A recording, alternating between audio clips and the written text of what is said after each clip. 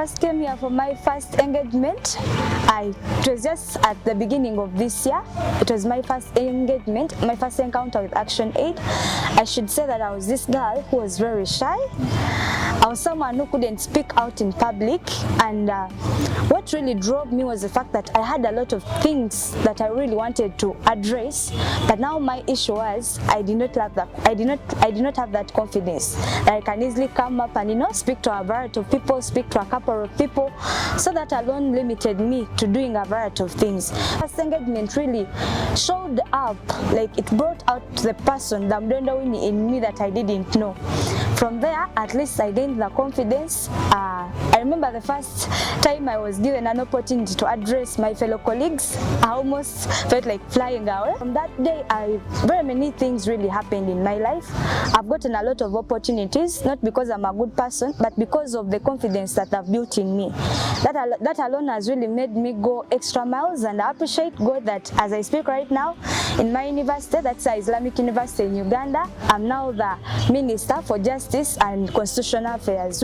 In this kind of engagements, we've not only associated with ourselves, but we have also had opportunities to associate with our communities. Carried out a community dialogue, and like in this community dialogue, we basically figured out domestic violence, which is most common. And when we carried out our statistics, Namaundo 3 village was the village that was having a variety of cases of domestic violence, and that alone really made us, it opened our eyes to the different injustices that were going on, not as a community, but within the families in our societies.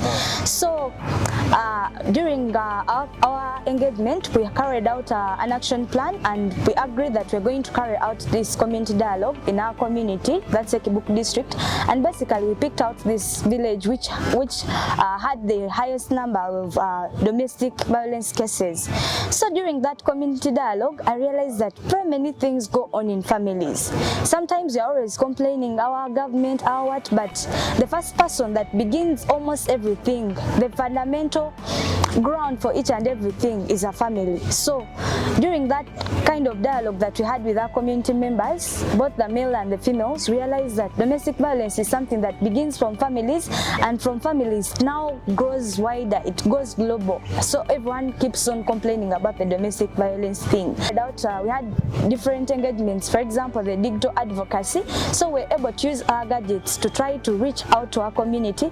We're able to use our gadgets to try to figure out what is on ground, not on assumptions, not on presumptions, but looking at the actual status of things. The major aim of our activity was to realize the problem, and after realizing the problem, we come up with a solution, we resolve it. So during that engagement, we came up with a variety of solutions, not within ourselves, but even the community was able to give us the opinions of what can be done to prevent the cases of domestic violence. So what drives me is that sometimes I feel what I want to see in the community is going to only occur after I do it. I see the things, the vacuums that I'm looking at, I at least have the ability in one way or the other to make sure that I at least feel in something. So what drives me is this passion that what I yearn for, what I dream for, is something that I'm capable of doing. Actually, to me, I believe Kibuk is going to be a better place in all spheres of life. Our education sector is going to be better. Our political movements are going to be better.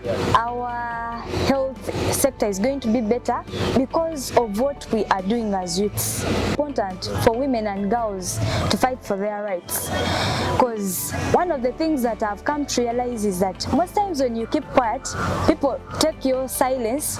Some people say silence amounts to, approval. Some people say silence amounts to a go ahead. So when women keep quiet about the violations that are going on in regards to their rights, it gives people, this thing to think that they're okay with everything.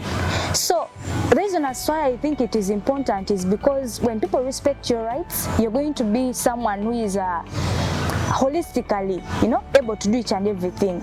You're going to be someone who is free. You're going to be someone, because when actually you're not going to be a slave of anything.